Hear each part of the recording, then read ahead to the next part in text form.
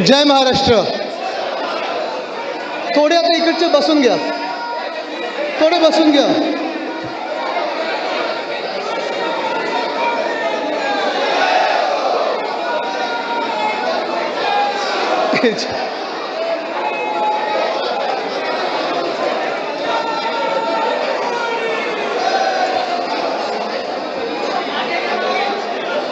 Stage कचलंय तिथे.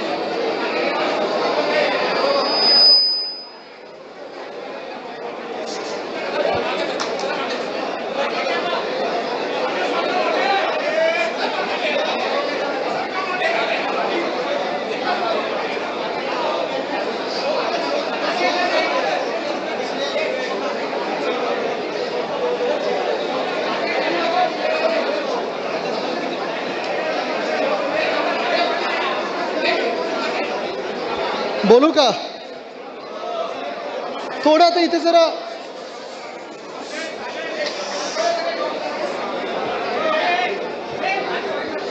सोबतच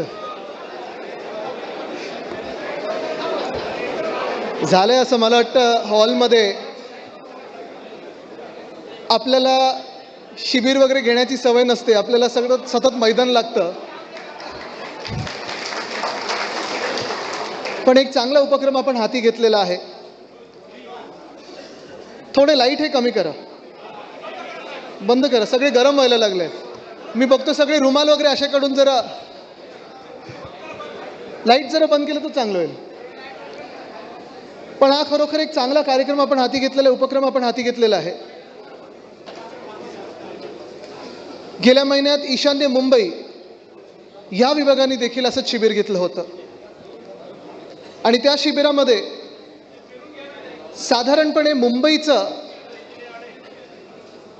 थोडं लाईट खरोखर गरम होतंय. एसी बंद आहे काय?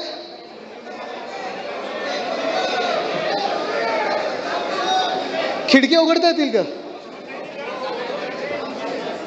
नाही, गरम झालं बरोबर आहे, पण आपण हा ठीक आहे. हा आता बंद झालं तर बंदच ठेवा ना, कशाला फिरवत आहे.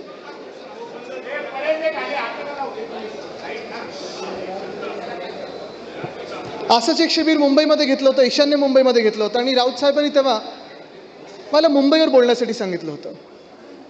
मुंबईवर बोलत असताना अनेक विषय मुंबईतले मी घेतले हाती. मुंबईत रस्त्याची कामं असतील, आता राहू दे, बसू दे जिथे बसले तिथे. मुंबईत रस्त्याचा घोळ असेल, रस्त्याचा घोटाळा असेल, पाणी टंचाई असेल, कचऱ्याचा प्रॉब्लेम असेल, ह्या सगळ्याच गोष्टींवर बोलत असताना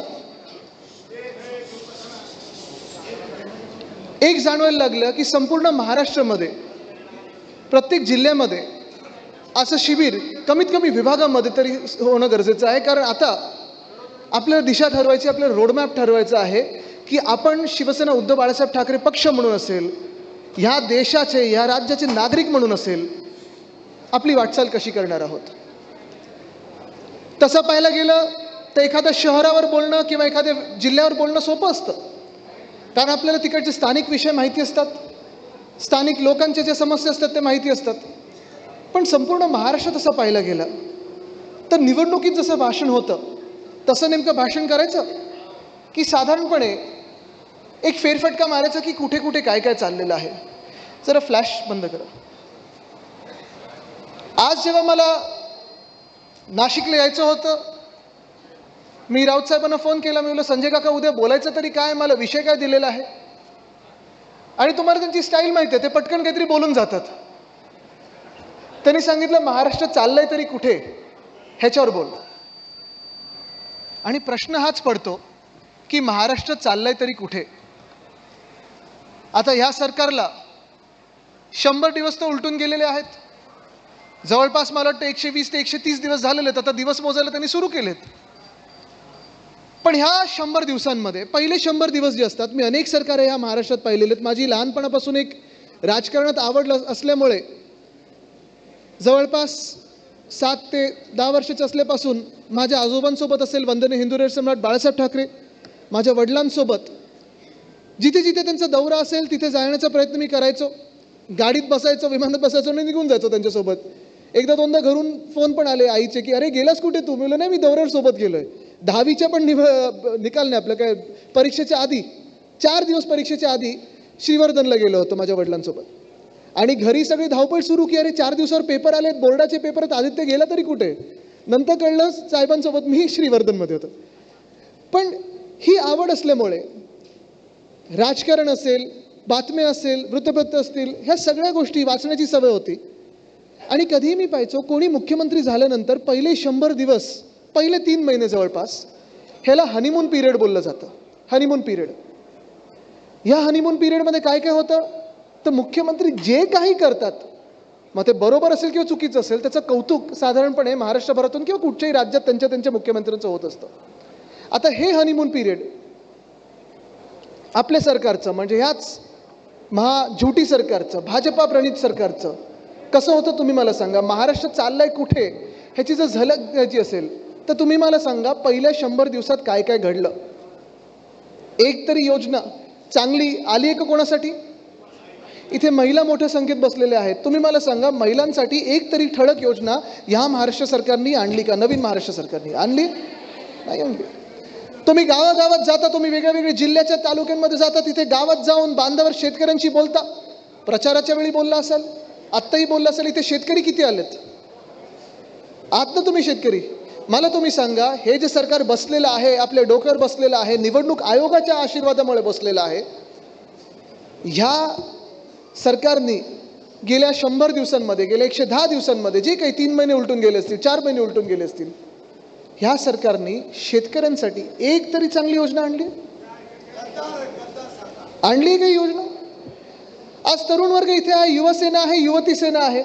ठीक आहे, राजकारण म्हणून तुम्ही शिवसेना उद्धव बाळासाहेब ठाकरे पक्षाशी निगडीत आहे, वेगळी गोष्ट आहे. तुम्ही तरुण म्हणून आज विचार करा, जे 20शीत असतील, जे 30शीत असतील, जर तुम्ही विद्यार्थी असाल, जस्ट तुमचं डिग्री झाली असेल, तुमची नोकरी आता तुम्ही शोधत असाल, तुम्ही मला सांगा तरुणींसाठी एक तरी चांगली योजना या सरकारने आणली आहे का. आणली आहे काय.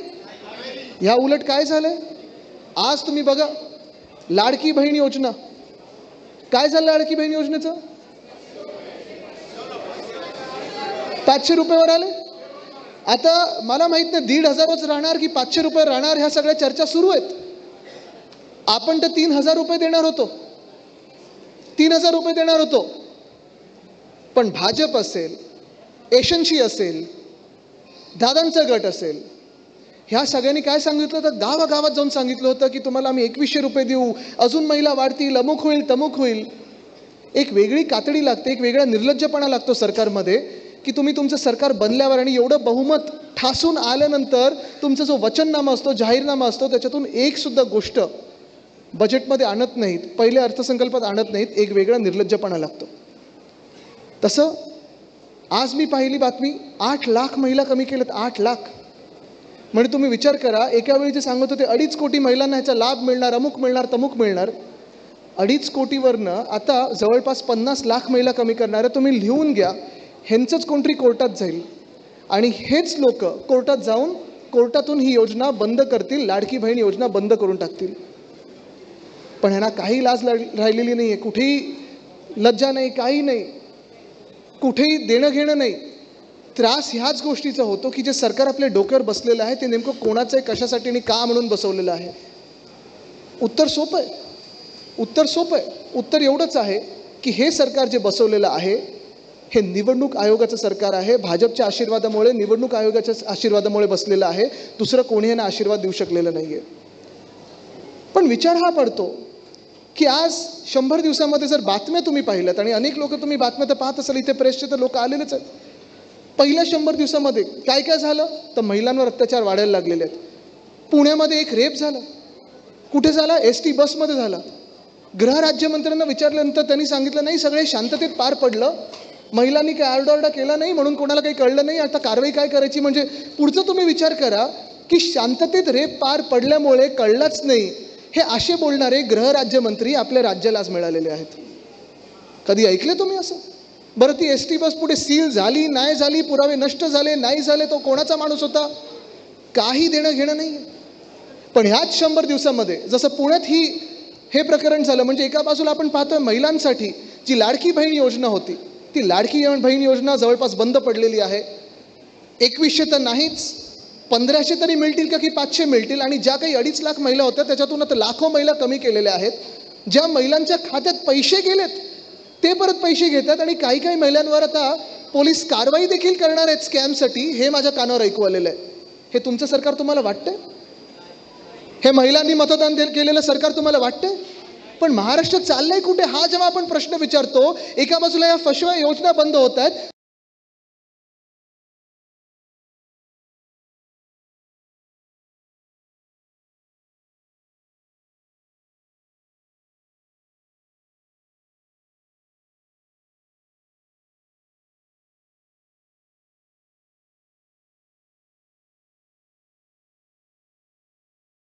भयानक आहे. संवेदनशील तर नाहीच आहे, पण राक्षसी आहे. रावण पण वेगळं असेल असं हे सरकार भयानक आहे. हे सरकार आपल्या डोक्यावर बसलेलं आहे.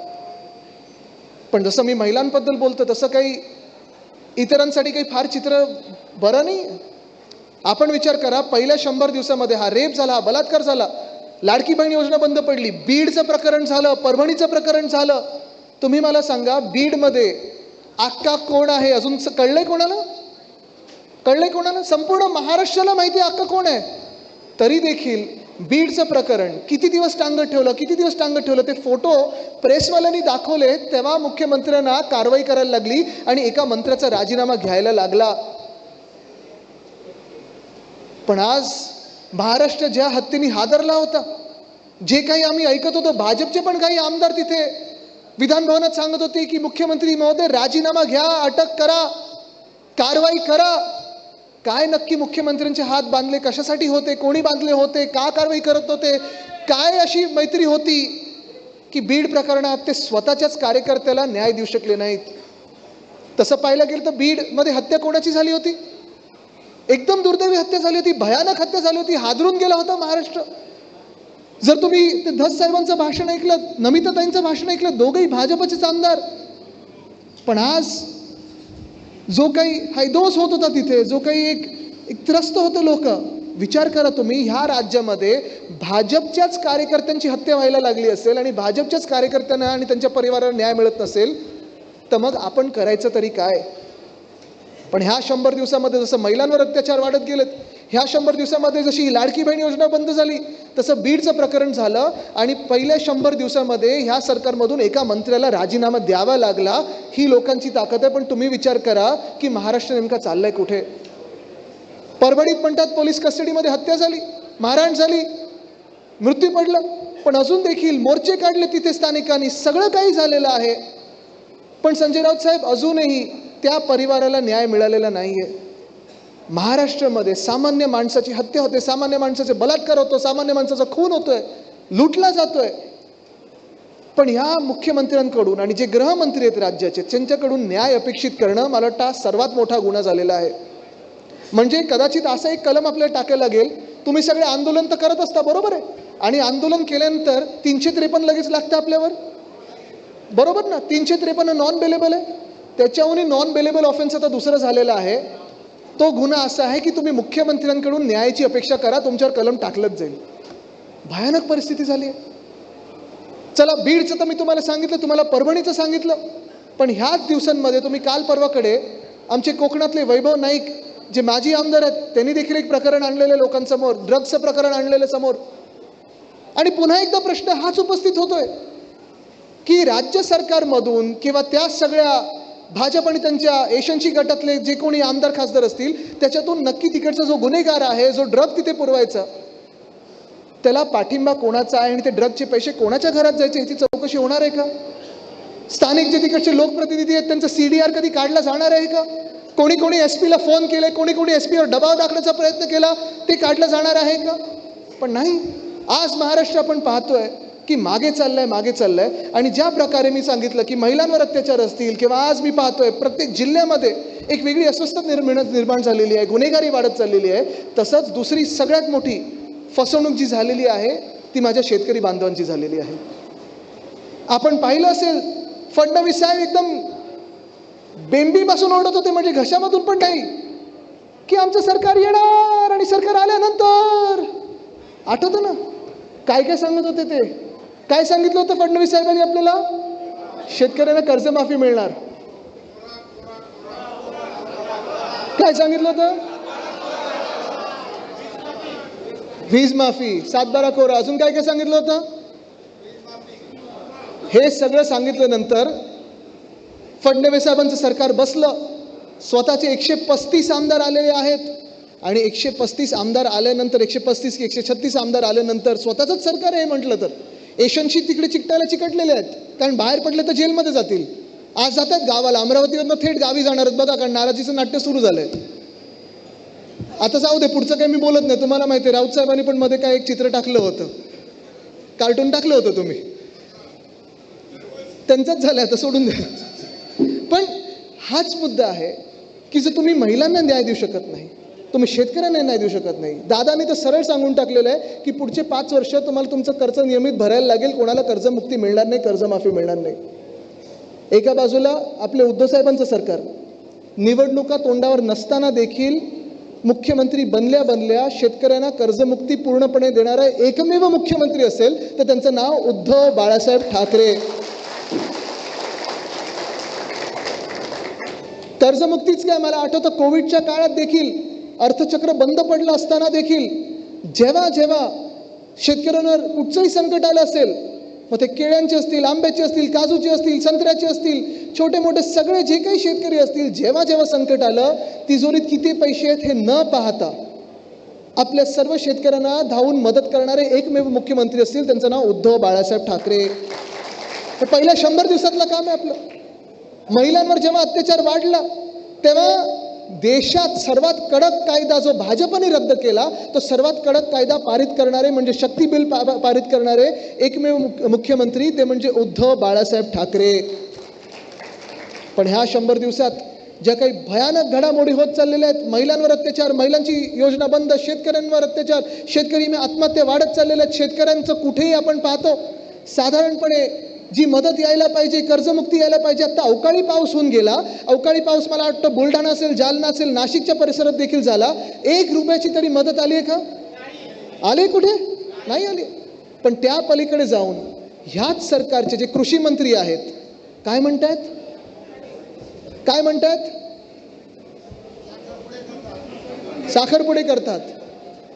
म्हणजे तुम्ही गंमत बघायच्यात, ह्याच्यात गंमत बघा अशी झालेली आहे, ज्या मंत्र्यांनी शेतकऱ्यांवर आरोप लावलेला आहे की तुम्ही कर्जमुक्तीचे पैसे घेऊन साखरपुडे करता, घरातले कार्यक्रम करता, घरातलं काय काय अजून करता, त्याच मंत्र्याचं जे कन्व्हिक्शन झालेलं आहे, म्हणजे कोर्टाने जो निकाल दिलेला आहे, ठीक आहे, तर स्टे मिळाला त्यांना वरच्या कोर्टात जाऊन, पण ज्यासाठी निकाल मिळाला आहे तो ह्याच कारणासाठी मिळालेला आहे की सरकारी पैसे घेऊन त्याचा दुरुपयोग करणारे मंत्री ज्यांच्यावर कन्व्हिक्शन झालंय, खरं तर त्यांना बाद व्हायला पाहिजे होतं, पण निर्लज्जपणे सगळीकडे फिरतात आणि शेतकऱ्यांना दमदाटी करतात, शेतकऱ्यांना धमके देतात.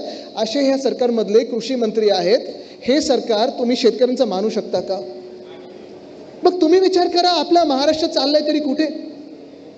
मध्यंतरीच्या काळात डॅवॉसला जाऊन आले होते मुख्यमंत्री आणि काय काय सांगितलं मुख्यमंत्र्यांनी की आता 20 लाख कोटी 15 लाख कोटी केवढी तरी गुंतवणूक या महाराष्ट्रात आलेली आहे. एवढी गुंतवणूक खरोखर जर राज्यात आली असती तर जो तिजोरीचा बट्ट्यापोळ झालेला आहे, आज तिजोरीमध्ये घंटाजी वाजते की काहीच नाही आमच्या तिजोरीमध्ये, ते झालं असतं का परिस्थिती? एका बाजूला महिलांची योजना बंद, दुसऱ्या बाजूला शेतकऱ्यांची जी काही कर्जमुक्ती होती किंवा मदत होती ती बंद. मी तुम्हाला पुन्हा एकदा त्याच विषयावर का आणतोय? कारण हे अनेक विषय तुमच्या अवतीभोवती आणतील, जे आवाज करतील, अवतीभोवती आणतील, जे तुम्हाला वेगळं चित्र दाखवतील की बघा आपला कुठे महाराष्ट्र चाललाय. आणि जे काही भाजपने सांगितलं होतं ना की आता महाराष्ट्र थांबणार नाही, हा महाराष्ट्र थांबून पुन्हा एकदा आपलं सुसंस्कृत महाराष्ट्र चालवायला लागेल, तर आणि तरच आपला महाराष्ट्र पुढे जाईल. नाही तर हे भाजपच्या हातात, एका काळी जसं बिमारू राज्य होतं ते आता बाहेर पडले त्याच्यातून, पण त्या महाराष्ट्राला त्या राज्यांच्या तुलनेत आपल्याला मागे नेतील. कारण एका बाजूला हे सगळं पाहतोय आपण, शहराच्या शहरं उद्ध्वस्त होत चाललेली आहेत.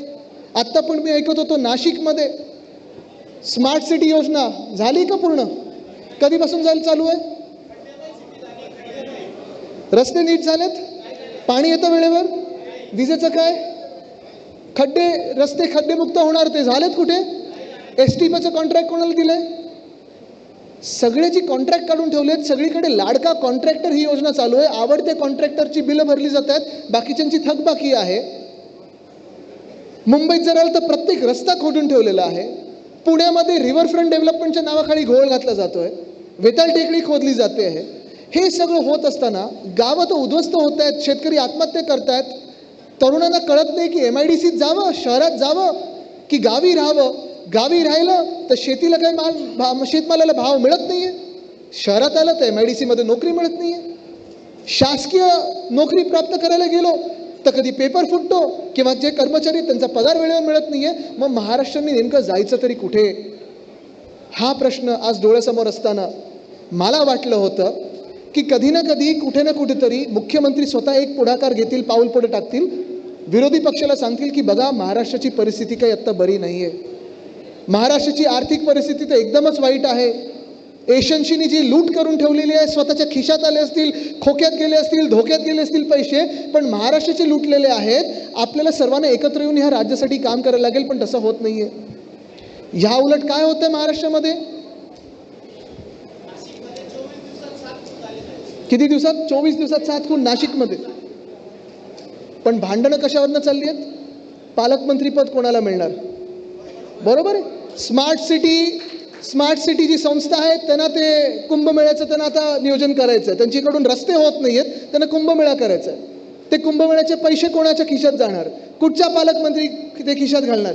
ही सगळी योजना जी भाजपची चालू असताना तुम्हाला तुमचे खड्डे दिसले पाहिजे नाहीत, तुम्हाला शाळेचे बिल वाढते, तुमचं फी वाढते हे दिसायला नाही पाहिजे, तुम्हाला वीज तुमची वेळेवर येत नाही हे दिसायला नाही पाहिजे, घराच्या बाहेर कचऱ्याचे ढीग वाढत चाललेत हे दिसायला नाही पाहिजेत, वेळेवर तुमचं पाणी येत नाहीये हे दिसायला नाही पाहिजे. म्हणून आपल्याला कशात व्यस्त ठेवलेलं आहे, तर धर्म, जात नाही तर जिल्हा नाही तर तालुका नाही तर सोसायटी. वाद एवढे निर्माण करून ठेवलेले आहेत की वादात व्यस्त ठेवायचं, आपल्याला आपल्यातच व्यस्त ठेवायचं. आणि ते नाहीत आता हे कार्ड भरा ते कार्ड भरा ह्या सगळ्या योजनेमध्ये व्यस्त ठेवायचं. म्हणजे जो महाराष्ट्र आपला लुटला जातो, जो महाराष्ट्र आपला मागे जातोय, त्याच्यातून तुमचं लक्ष विचलित होणार आणि तुम्ही ह्या जे काही आपले ध्येय आहेत, आपली धोरण असायला पाहिजे महाराष्ट्राचं, महाराष्ट्र कुठे चाललंय ह्याच्यावर तुम्ही विचार केला पाहिजे.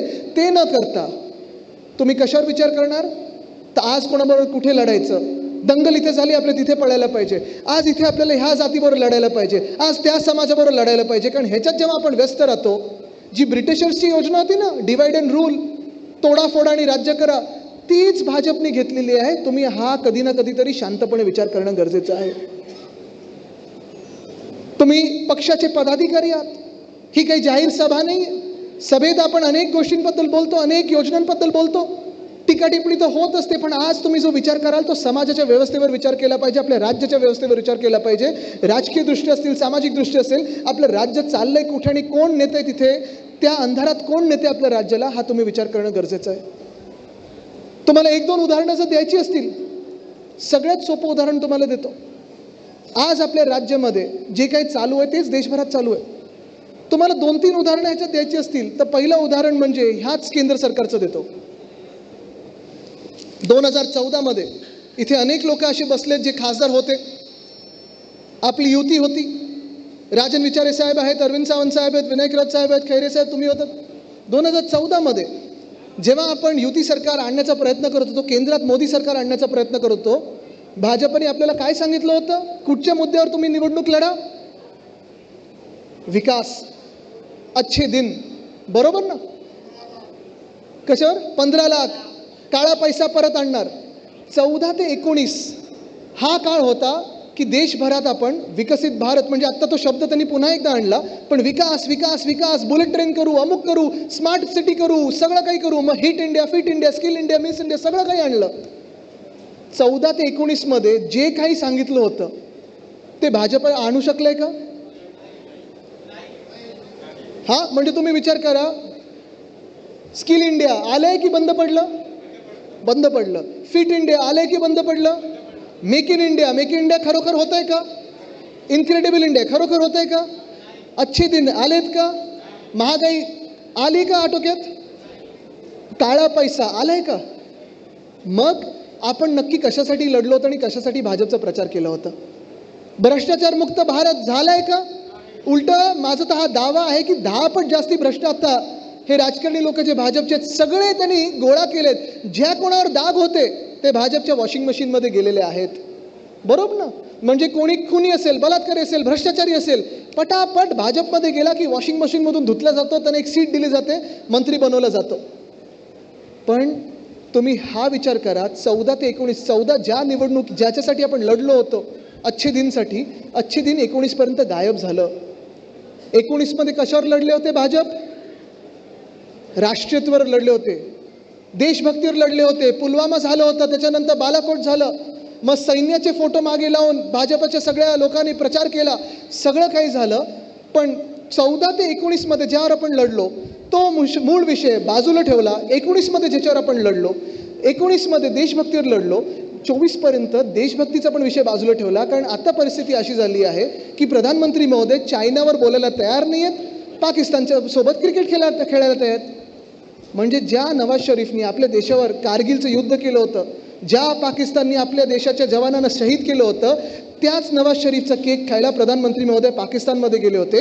त्याच पाकिस्तानबरोबर आपल्या भारताच्या संघाला त्यांच्याच BCCIनी क्रिकेट खेळायला लावलं. आणि आपल्या समोर जो देशाचा शत्रू होता तो पाकिस्तान न राहता आता देशामध्येच त्यांनी शत्रू निर्माण केलेत. उत्तर वर्सेस दक्षिण, जात विरुद्ध जात, धर्म विरुद्ध धर्म, समाज विरुद्ध समाज. आज देशाला खरा धोका जो आहे तो ह्या भाजपानी आपल्या देशामध्ये अंतर्गत फाळणी जी करून ठेवलेली आहे, त्याची मोठी धोक्याची घंटा माझ्या डोळ्यासमोर दिसते.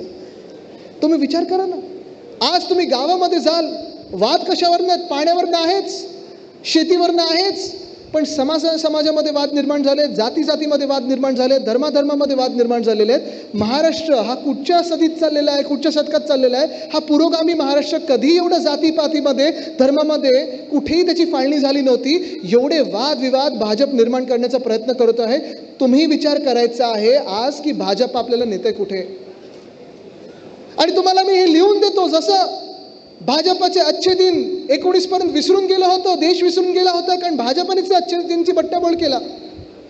देशभक्तीचा बट्ट्याबोळ, जी एकता आपल्यामध्ये आणायची होती ती न आणता आपल्यामध्ये जी फाळणी केली भाजपने 19च्या नंतर. 24 मध्ये भाजप हिंदुत्वावर त्यांनी लढायला सुरू केलं. पण त्यांचं हिंदुत्व तुम्हाला माहिती आहे, आपलं हिंदुत्व हे घरातलं चूल पेटवण्यातलं हिंदुत्व आहे, भाजपचं हिंदुत्व हे घर पेटवण्याचं हिंदुत्व आहे.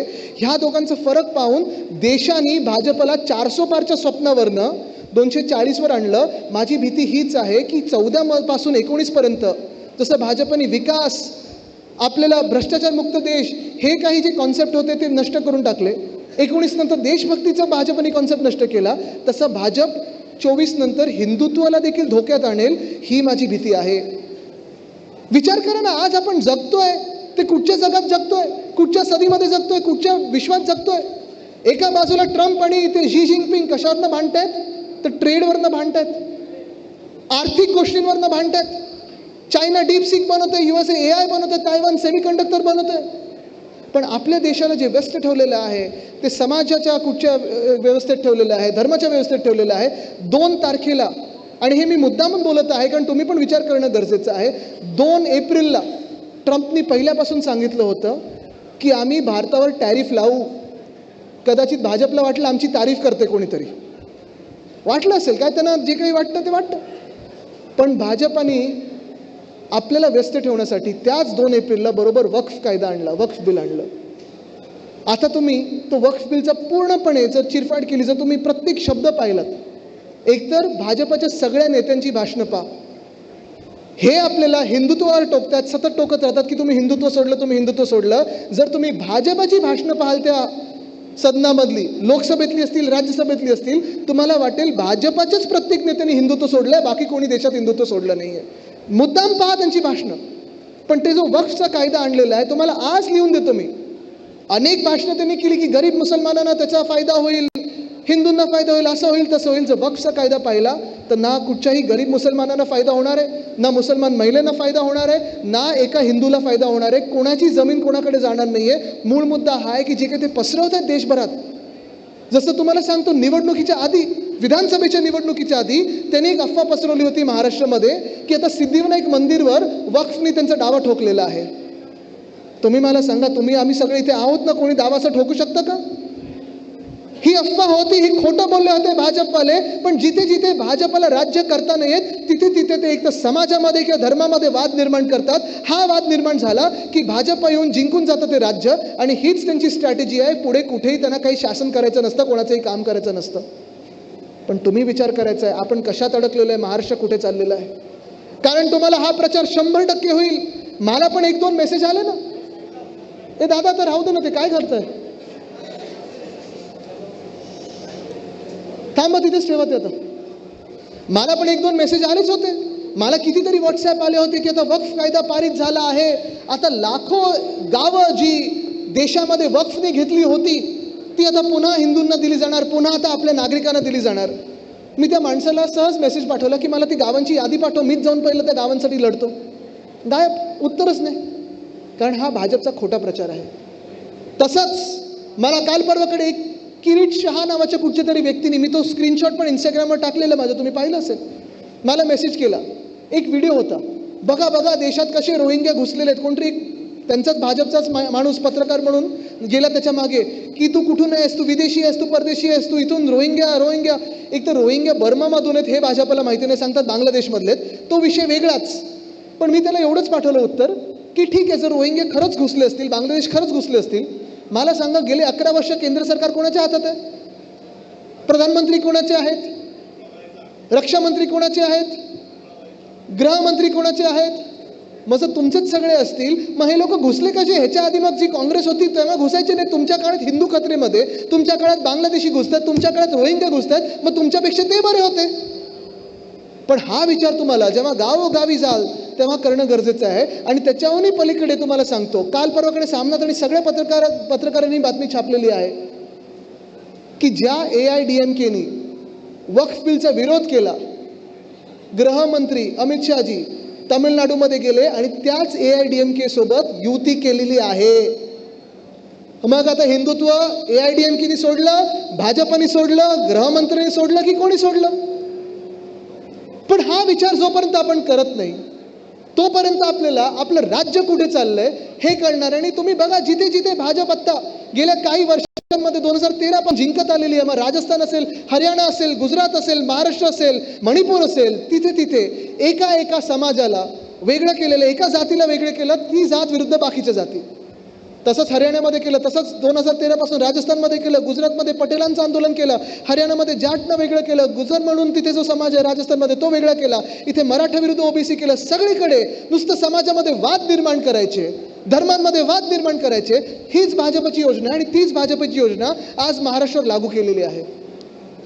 सहज एक मला विचार पडतो, जर एवढ्या सगळ्या वादांमध्ये जर आपण व्यस्त राहिलो, आपण ह्याच्यातच व्यस्त राहिलो, कुठेही काही जगात शोधलं, विमान कुठे उडलं तर सांगतात भाजपने नाही, हे तर 5000 वर्षापूर्वी भारतमध्ये झालं होतं. अरे मग करून दाखव ना परत एकदा. ह्याच्यात लिहिलं, त्याच्यात लिहिलं, बरोबर हे सगळं लिहिलेलं आहे ना, मग कोणीतरी त्याच्यावर लावा. पण सत्य परिस्थिती खैरेसाहेब अशी आहे की आज जे या महाराष्ट्रात झालेलं आहे, पहिल्या 100 दिवसात लाडकी बहीण योजना असेल, शेतकऱ्यांची कर्जमुक्ती, हे दोन्ही बंद पाडण्याचं काम जे भाजपने केलेलं आहे, महिलांवर अत्याचार वाढवण्याचं काम जे भाजपने केलेलं आहे, खून महाराष्ट्रात वाढत चाललेत, मुंबईत कधी नाही तो शूटआउट परत होत चाललेला आहे. होय, जे गँगवॉर माझ्या आजोबांनी म्हणजे वंदनीय हिंदू सम्राट बाळासाहेब ठाकरेंनी संपून टाकले होते, तेच गँगवॉर पुन्हा एकदा मुंबईमध्ये दिसायला लागलेले आहेत. मग ते सलमान खानच्या घरी शूटआउट असेल, बाबा सिद्दीकीचा खून असेल, किंवा काल परवाकडे चेंबूरमध्ये डायमंड गार्डनमध्ये कोणावर तरी गोळी चालवली होती. तुम्ही मला सांगा, गेल्या 10 वर्षामध्ये 2.5 वर्ष आपली होती, बाकीची कोणाची होती? भाजपची होती. मुख्यमंत्री कोण होता? एशनशी परत 2.5 वर्ष होते, बरोबर आहे. पण त्या 10 वर्षामधून 6 वर्ष मुख्यमंत्री कोण होतं? फडणवीस साहेब होते. गृहमंत्रीपद कोणाकडे होतं? सगळे जे 9 वर्ष होती त्यांच्याकडे, फडणवीस साहेबांकडे. मग जर खून वाढत चाललेत, बलात्कार वाढत चाललेत, महिलांवर अत्याचार वाढत चाललेत, डकैती वाढत चालली असेल, दिवसा ढवळ्या पोलिसांच्यावर वार होत असतील, ही गँग आणि ती गँग पुण्यात वगैरे निघत असेल, मग तुम्ही मला सांगा, ह्या राज्याला ह्यापेक्षा अकार्यक्षम गृहमंत्री मिळाले आहेत? तुम्हाला वाटतं का की ह्यांची तुलना कोणाबरोबर होऊ शकत नाही? मिळूच शकत नाही यांची तुलना ह्याच्या तुलनेमध्ये कोणी दुसरं. कारण आज देशामध्ये, आज राज्यामध्ये गृहमंत्री आहेत की नाही हाच प्रश्न पडलाय. ज्या राज्यामध्ये ST कर्मचाऱ्यांना पूर्ण पगार मिळत नाही पण कॉन्ट्रॅक्टरने द्यायला पगार आहे, ज्या राज्यामध्ये पोलीस हाऊसिंगसाठी तुम्हाला पैसे नाही आहेत, पोलिसांना जे काही दंडनी शुल्क तुमचा वाढवलेला आहे त्यांच्याकडून तुम्ही पैसे आकारता आहे, पण दुसऱ्या बाजूला आणि त्याच बाजूला महाराष्ट्र सिक्युरिटी फोर्सला तुम्ही पूर्णपणे पोलीस फौजत घेत नाहीये, त्याच दुसऱ्या बाजूला मंत्र्यांच्या बंगल्यावर खर्च होत आहे, मंत्र्यांच्या गाड्यांवर खर्च होत आहे. म्हणजे तुमच्याकडे उधळपट्टी करायला खर्च आहे पण शेतकऱ्यांना मदत करण्यासाठी खर्च नाही आहे. तुमच्याकडे उधळपट्टी करायला, जाहिरात करायला खर्च आहे, पैसे आहेत, पण लाडकी बहीण योजनेत पैसे द्यायला तुमच्याकडे काही पैसे नाही आहेत तिजोरीमध्ये. तुमच्याकडे दादा उतरतात गाडीतून आणि कलेक्टरला सांगतात चांगल्या गाड्या घ्या, तुम्हाला मी पैसे देतो. ह्याच्यासाठी पैसे आहेत, पण पोलीस हाऊसिंगसाठी तुमच्याकडे पैसे नाही आहेत. आज महाराष्ट्राची परिस्थिती ही झालेली आहे. आणि म्हणून आज मी जे काही तुमच्यासमोर हे विचार मांडत आहे त्याचा थोडक्यात समारोप करत असताना तुम्हाला एवढंच विचारत आहे की हा विचार तुम्ही करायचा आहे. शांतपणे बसा आणि विचार करा. भाषणं अनेक होतात. आता पुढची 5 वर्ष किती एशनशीचं राहत आहे, काय राहत आहे, हे एकामेकांसोबत राहतात नाही राहत, काय होतं हे सगळं वरतून पाहत असतो देव. पण ह्या गोष्टीचा तुम्ही विचार केला पाहिजे की आपण नक्की चाललोय तरी कुठे. एका बाजूला जग शिक्षणात पुढे चाललेलं आहे, शिक्षणात सुधार होत आहेत. खैरे साहेब, तुम्हाला मी जे आता सांगत होतो, साईनाथ तुम्ही पण माझ्यासोबत महापालिकेत काम केलेलं आहे. जे शिक्षणात आपण मूलभूत सुधार आणत होतो, ICSE असेल, CBSE असेल, IB असेल, ह्या सगळ्या गोष्टी, त्याच्यासोबत मराठी असेल. पण आज जेव्हा आपली सामान्य माणसाची मुलं मुली, लहान मुलं मुली जेव्हा आपल्या शाळेमध्ये जातात, तुम्ही भाजपचा प्रत्येक केंद्रातला मंत्री पहा, इकडचे काही आमदार पहा, शिक्षणासाठी कुठे गेलेत माहिती आहे तुम्हाला? अमेरिकेत गेलेले आहेत, UK मध्ये गेलेत, कोण दुबईचा गोल्डन व्हिसा घेऊन राहते, कोण ऑस्ट्रेलियात गेले, धंद्यासाठी बाहेर आहेत, स्थायिक झाले, तिथे व्यवसाय सुरू केलेला आहे. सगळे मोठे मोठे मंत्री. मला वाटतं राऊत साहेब, आपण तर एक यादी छापली पाहिजे सामनामध्ये. कारण भाजपची योजना ही आहे की त्यांची सगळी मुलं बाहेर पाकिस्तानच्या क्रिकेट टीमसोबत पार्टी करणार, जय शाह. बाहेर कोण राहणार, तर ह्यांची सगळ्यांची मुलं राहणार. कोणी मोठे मोठे धंदे काढलेले, सगळं काही केलेलं आहे. पण आपल्या सामान्य माणसाची पोरं कुठे असणार? तर हेच लोक दंगलींमध्ये आपल्याला पुढे करणार, हेच लोक आंदोलनामध्ये पुढे करणार. लाठीकाठी खायला आपली मुलं पुढे, आंदोलनात आपली मुलं पुढे, समाजाच्या वादात आपली मुलं पुढे, धर्माच्या वादात आपली मुलं पुढे. मग ह्यांच्यावर केसेस टाकले जाणार, पासपोर्ट यांचे जप्त केले जाणार, नोकऱ्यांच्या संधी यांच्याकडे मिळणार नाही. तुमची मुलं का नाहीत ह्या आंदोलनामध्ये पुढे?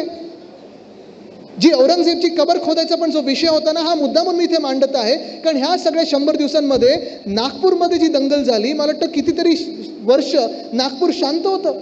काल नाशिकमध्ये दंगल घडवण्याचा प्रयत्न एशनशी गटाने केलेला आहे, भाजपने केलेला आहे. पण मुख्य गोष्ट हीच आहे की जो महाराष्ट्र सुसंस्कृत महाराष्ट्र होता, चांगला महाराष्ट्र होता, पुढे समृद्ध महाराष्ट्र होता, पुढे जाणारा महाराष्ट्र होता, पुरोगामी महाराष्ट्र होता. नाशिक असेल, नागपूर असेल, शांत शहरं होती, व्यवसायासाठी इथे लोक स्थायिक व्हायची. ह्या शहरांमध्ये जर दंगल व्हायला लागली तर गुंतवणूक तुमच्या शहरामध्ये येणार आहे का? तुम्ही विचार करायचा आहे.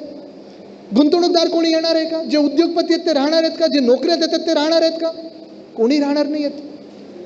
पण झालंय असं की ह्या महाराष्ट्रामध्ये औरंगजेबीचा विषय कोणी काढला होता? औरंगजेबचा विषय भाजपने काढला होता की कबर खोदायची, कबर खोदायची. त्याच्यावरनं दंगल कुठे झाली होती? नागपूरमध्ये. म्हणजे छत्रपती संभाजीनगर कुठे, नागपूर कुठे, त्याचं अंतर बघा. पण हे सगळं होत असताना हा विषय बंद पण कोणी पाडला? भाजपने. कारण सगळं अंगलट आलं. वरतून फोन आला केंद्र सरकारकडून की त्या विषयाला हात नाही लावायचा. संरक्षणास त्या कबरीला जर कोणी दिलं असेल तर ते कोणी दिलं आहे? भाजपने. त्या कबरीला समाधी म्हणून जर कोणी त्याचा उल्लेख केला असेल आणि आदर केला असेल तर कोणी केला आहे? भाजपने. त्या समाधीवर राजकारण करायचं असेल तर कोणी केलं आहे? आणि महाराष्ट्राची तेव्हा हीच भूमिका होती. कारण मी महाराष्ट्र आणि भाजपला दोन वेगळे वेगळे समजतो. भाजप यांनी आक्रमण केलं आपल्या महाराष्ट्रावर. मोगलांनी जसं केलं होतं, निजामाने जसं केलं होतं, तसं भाजपने देखील आक्रमण करून जप्त केलेला हा महाराष्ट्र आहे, हडप केलेला महाराष्ट्र आहे, ढापलेला हा महाराष्ट्र आहे. हा आम्ही ढापू त्यांना देणार नाही. पण आज जेव्हा महाराष्ट्र बोलत आहे की ती जी कबर आहे औरंगजेबाची, ते प्रतीक आहे की तुमची जातपात धर्म कुठचंही असो, किती तुमचं सैन्य बलाढ्य असो, जो कोणी ह्या राज्यावर चालून येईल, आमच्या स्वराज्यावर चालून येईल, त्याला ह्या मातीमध्ये असाच गडला जाईल, हे प्रतीक आहे.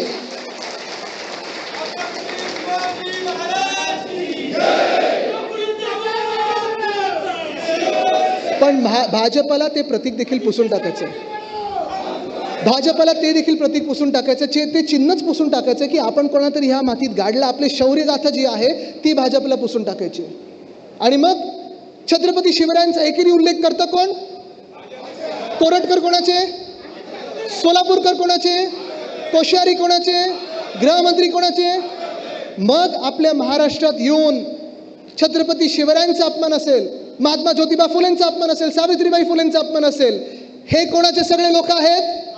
महाराष्ट्र विरोधी कोण आहे? जो समृद्ध महाराष्ट्र होता तो मागे नेण्याचं काम कोण करत आहे? आज शेतकरी कधी जातपात बघत नव्हते, पण समाजामध्ये वाद निर्माण करून जाती जातीमध्ये भांडण निर्माण करणारा पक्ष एकमेव कोण?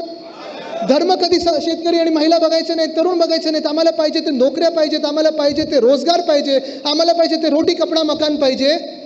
पण आम्ही जेव्हा एकत्र येण्याचा प्रयत्न करतो तेव्हा आमच्यामध्ये फळी निर्माण करायचा, फाळणी निर्माण करायचा प्रयत्न, विष पेरण्याचा प्रयत्न करतं कोण? भाजप. मग तुम्ही विचार करायचा आहे आपला महाराष्ट्र चाललाय तरी कुठे? स्वदेश पिक्चर तुम्ही बघितलं असेल, नसेल बघितलं तर मी आवर्जून तुम्हाला विनंती करीन की पुन्हा एकदा बघा. सामाजिक व्यवस्था काय आहे, काय व्यथा आहेत आणि आपण कशावर भांडतोय हा विचार आपल्याला करायला लागेल. कारण कदाचित आजचे जे नेते आहेत भाजपचे आपले डोक्यावर बसलेले असतील किंवा सगळ्याच पक्षाचे असतील, राजकारण हे बदलत असतं. एका वेळी आपल्याला वाटायचं युपीएचं सरकार कधी पडणार नाही, काय पैसा काय ताकद असं तसं, त्याहून दुप्पट तिप्पट भाजप आपल्यावर येऊन आढळत आहे, आपल्या स्वराज्यावर महाराष्ट्रावर येऊन आढळत आहे. आपल्याला वाटतं की काय पैसा फौज पोलीस वगैरे सगळे वापरत आहेत, पण प्रत्येक जी काही मोठी ताकद आपल्यावर येते ती ताकद कधी ताकद राहत नाही, त्याला तडे जातातच. कारण महाराष्ट्र हा एका खडकासारखा उभा राहतो. आपण ताकद आपल्यामध्ये, जिद्द आपल्यामध्ये, हिंमत आपल्यामध्ये, पण तीच हिंमत ताकद जिद्द जेव्हा आपण ही 5 बोटातनं वेगळी वेगळी राहतो तेव्हा बोटं मोडली जातात. ही जी वज्रमूठ आहे तुमची, ही महाराष्ट्र म्हणून जर दाखवली आपण तर कोणी आपल्याला हलवू शकणार नाही. हा विचार तुम्ही करायचा आहे. राजकारण बदलत असतं, प्रत्येकाची वेळ येते. ते बोलतात ना अपना टाइम आएगा, येईल तेव्हा येईल. पण आपण तरुणांनी विचार करायचा आहे समाजाच्या भांडणामध्ये, जिल्ह्याच्या भांडणामध्ये, तालुक्याच्या भांडणामध्ये, धर्माच्या भांडणामध्ये, जातीच्या भांडणामध्ये, आंदोलनामध्ये, कोण मंदिरासमोर नाचते, कोण मस्जिदीसमोर नाचते, कोण कुठच्या दुसऱ्या धर्मगुरूंसाठी नाचते, हे सगळं करत असताना एक काळ असं येईल की ह्या सगळ्या भाजपच्या नेत्यांना तुम्ही परदेशी बघाल. ह्यांची सगळ्यांची पोरं, सगळ्यांची मुलं मुली, तरुण तरुणी परदेशी मस्त स्थानिक तिथे झालेले असतील, त्यांच्याकडे तिकडचा पासपोर्ट असेल, धंदे नोकरी पाणी सगळं चांगलं चाललं असेल. बेरोजगार राहू ना ते आपण राहू. बुलडोजर चालेल तो सामान्य नागरिकाच्या घरावर चालेल. आवाज जो दबला जाईल तो तुमचा दबला जाईल. आपल्याला वाटतं आता की आहे आपल्याला काही दडपण नाही येते, त्यांच्यावर येतात. पहिलं जे त्यांच्यावर आलेत ना ते तुमच्यावर येतील. आणि भाजप एवढंच करेल की ह्या देशाचा नागरिक कोण, तर जो भाजपचं संविधान पाळेल ते ह्या देशाचे नागरिक. हिंदू कोण, जो भाजपचं हिंदुत्व मानेल तोच ह्या देशाचा नागरिक. तुमची ओळख राहणार नाही. तुम्ही ठरवायचं आहे महाराष्ट्र आजपासून मागे जाणार की तुम्ही त्याला पुढे नेणार. तुम्ही काही नाही केलं, शांत बसलात तर भाजप जे राज्य आपलं अंधारात नेत आहे त्यांना काही पडलेली नाही. तुम्ही मणिपूर बघा ना, मणिपूर 2 वर्ष जळत होतं, काय काय अत्याचार झालेत, अर्ध्या गोष्टी तर तुमच्या डोळ्यासमोर आल्या देखील नाही आहेत. स्वतःचं राज्य सरकार बरखास्त केलं आता आणि राष्ट्रपती राजवट रावलेली आहे, पण निवडणुका घेत नाही आहेत. आज तुम्ही विचार करायचा आहे महाराष्ट्राला ते मणिपूर करण्याचा प्रयत्न करत आहेत, तुम्ही ते होऊ देणार आहेत का? जर ह्या महाराष्ट्रामध्ये समाजात वाद निर्माण झाले, धर्मात वाद निर्माण झाले, गुंतवणूकदार येणार नाहीत. जर ह्या महाराष्ट्रामध्ये दंगली झाल्यात, खून वाढत राहिले, महिलांवर अत्याचार वाढत राहिले तर दंगली होतील, सगळं काही होईल, पण महाराष्ट्रात गुंतवणूक होणार नाही. इथे जे सगळे तुमचे तरुण मुलं मुली असतील ते बेरोजगार राहतील. महाराष्ट्र वादात राहील, संवादात राहणार नाही. आपल्याला आणायचा तो संवाद आणायचा, त्याही पुढे जाऊन आपल्याला जर महाराष्ट्राला पुढे न्यायचं असेल तर तुम्हाला वज्रमूठ एकत्र करायलाच लागेल. एवढ्याच हे जे काही विचार आहेत कदाचित मला माहीत नाही तुम्हाला पटतील नाही पटतील, कंटाळेल, पण मी एक स्वार्थीपणाने विचार करतो. मी आजचा विचार करत नाही आहे, पुढच्या 20 वर्षाचा विचार करतो आणि जे दिसतंय ते मी बोलतोय. कदाचित 20 वर्षानंतर तुम्ही मला सांगाल आदित्य तू बरोबर होतास, आम्ही भाजपसोबत वाहत गेलो. पण प्रवाहाच्या विरुद्ध वाहनाची जी ताकद असते ती तुमच्यात असायला पाहिजे. मी माझ्या पणजोबांची, जर माझ्या वडिलांकडून, आजोबांकडून, पणजोबांकडून काही शिकलो असेल तर एकच आहे की खूप वेळा समाजाला वाटतं की हेच बरोबर आहे, सगळे काही त्या समाजाच्या प्रवाहात वाहत जातात. माझ्या पणजोबांची माझी जीवनगाथा जर तुम्ही वाचलीत, मी माझ्या आजोबांना रवी म्हात्रे जे वाचून दाखवायचे तेव्हा मी ऐकत बसायचो, लहान होतो तेव्हा 8वी 9वी 10वीत असताना. एकच धडा त्याच्यातून घेतलेला आहे की हिंमत, ताकद, आत्मविश्वास समाजाला आरसा दाखवण्याची असायला पाहिजे. दुसरं म्हणजे जे सत्य आहे ते बोलण्याची असायला पाहिजे, जे पटत नाही त्याच्यावर ठामपणे बोलण्याची असायला पाहिजे. आणि कधी कधी जर तुमच्यासोबत कोणी नाही राहिलं तरी समाजासाठी जे चांगलं आणि प्रवाहाच्या जे विरोधात असेल पोहून त्या बेटापर्यंत पोहोचणं गरजेचं आहे, जिथून तुम्ही समाजाला सांगू शकता की जे मी बोलतोय ते समाजासाठी बरोबर आहे. एवढाच विचार तुमच्यामध्ये आज सोडत आहे आणि तुर्तास आपली रजा घेतो. धन्यवाद. जय हिंद, जय महाराष्ट्र, वंदे मातरम.